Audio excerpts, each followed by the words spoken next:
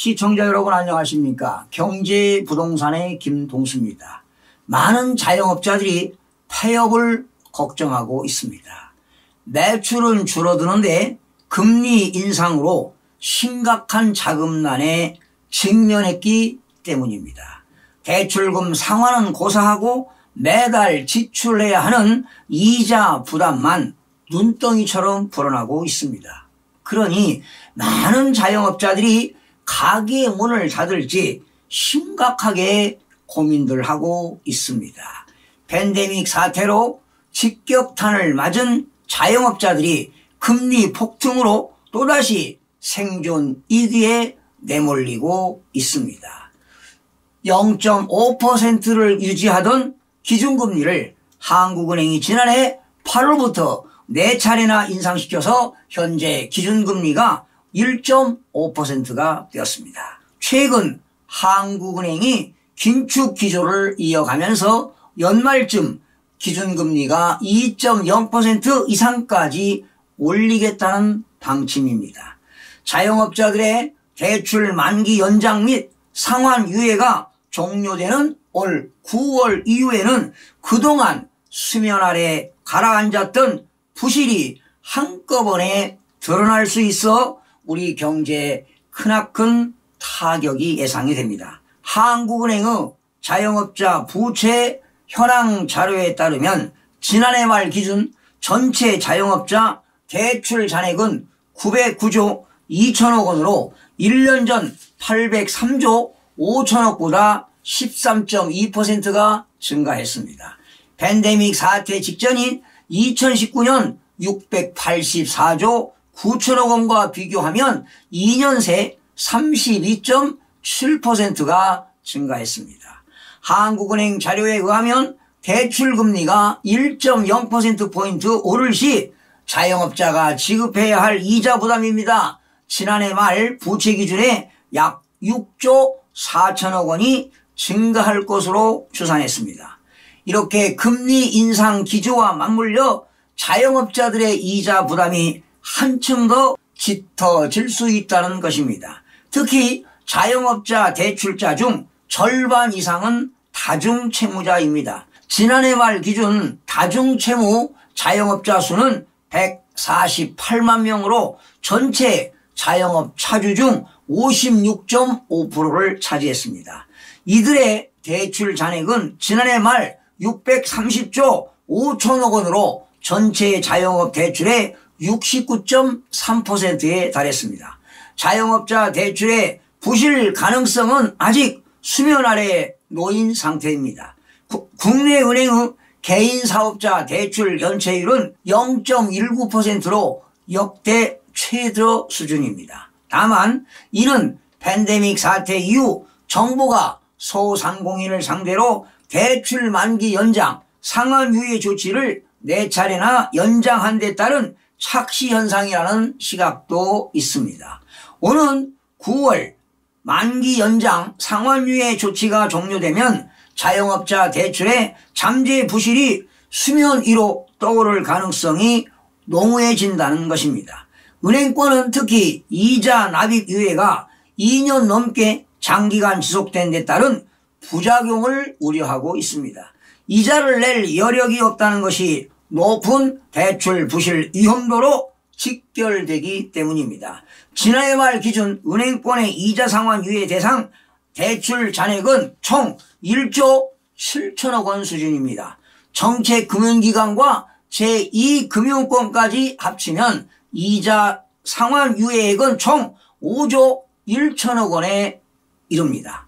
상환 유예 조치까지 종료되면 부채 부담이 크게 증가해 자영업자는 물론 국민 경제에 큰 리스크가 될 수 있습니다. 여러분, 한국은행이 지난 14일이죠. 기준금리를 상향 조정하게 된 배경 설명과 제 개인 논평을 전해드리도록 하겠습니다. 금융통화위원회는 다음 통화정책 방향 결정 시까지 한국은행 기준금리를 현재의 1.25%에서 1.50%로 상향 조정하여 통화정책을 운영하기로 하였습니다.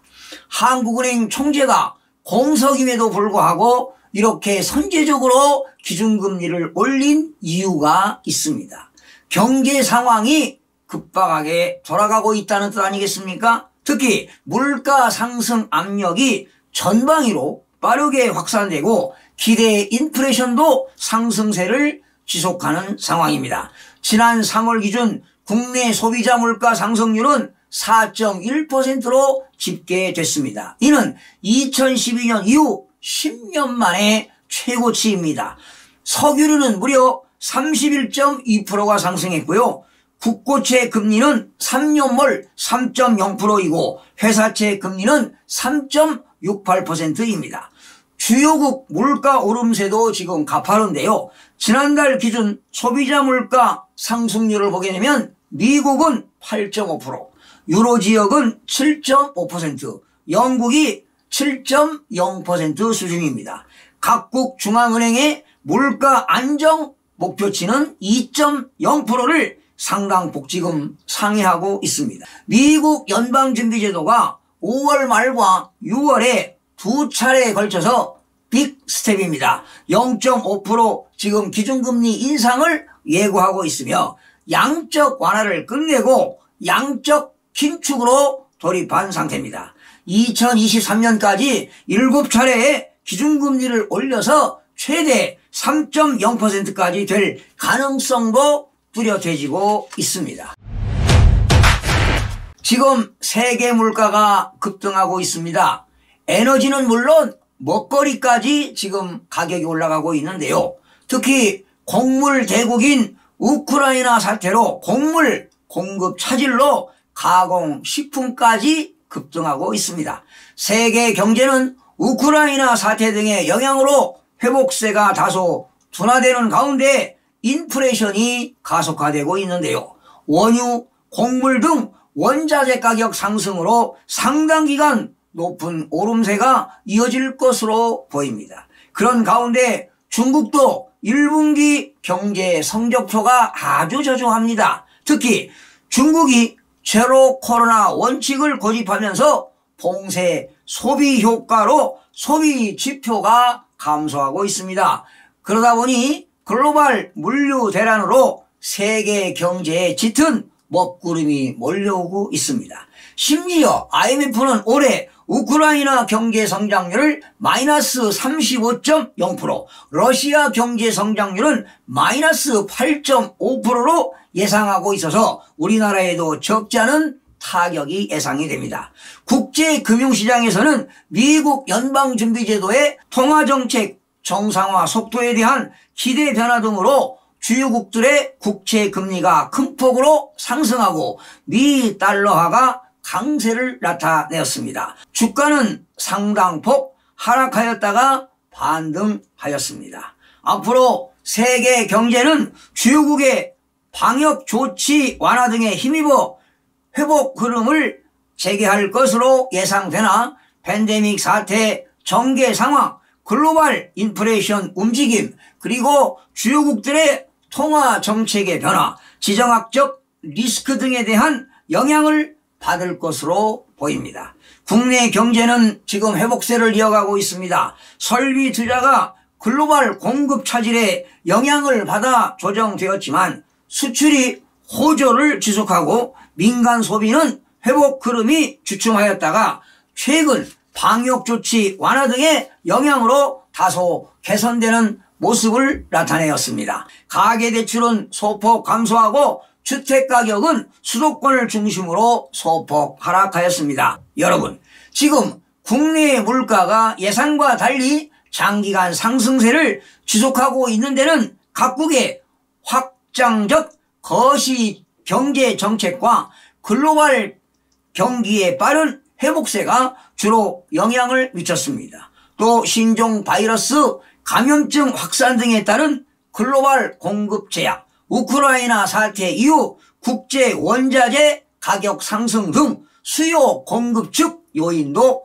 복합적으로 발생했습니다. 국내 물가의 주요 상승 요인을 살펴볼 때 물가의 상방 리스크가 증대되고 당분간 높은 물가 오름세가 지속될 가능성이 클 것으로 전망이 됩니다. 게다가 최근의 변이 바이러스 확산, 중국의 봉쇄 정책 등으로 글로벌 공급 제약 현상 해소 시점이 지연되고 있는 가운데 우크라이나 사태로 인해 국제 원자재 가격도 빠르게 상승함에 따라 인플레이션 압력이 단기간에 해소되기는 어려울 것으로 예상이 됩니다. 한국은행의 기준금리는 연말까지 2% 이상이 될 것으로 예상이 되고요. 주택담보대출금리는 8% 수준을 경험하게 될 것입니다. 지난 19일 전국경제인연합회가 한국부동산학회 소속 부동산 전문가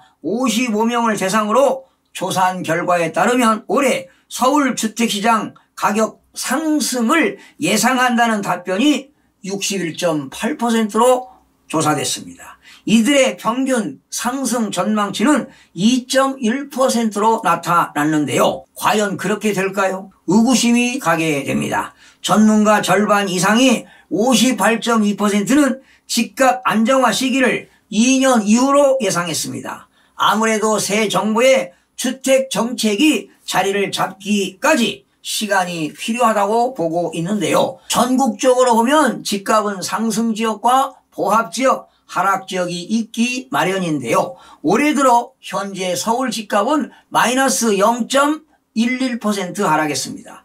서울의 아파트 값이 강남 지역은 올라가고 있고 강북 지역은 지금 가파르게 떨어지고 있어 주택 양극화 현상이 지금 뚜렷하게 나타나고 있습니다. 앞으로 대출금리가 가파르게 상승한다면 아마도 대출 원리금 연체와 주택 매도 물량 증가로 공급이 넘쳐나 집값은 상당 기간에 걸쳐서 폭락할 수밖에 없음을 시사하는 바입니다. 시청해주신 여러분 고맙습니다. 다음 시간에 뵙겠습니다. 마음이 드셨다면 구독, 좋아요 꼭 부탁드리겠습니다. 고맙습니다.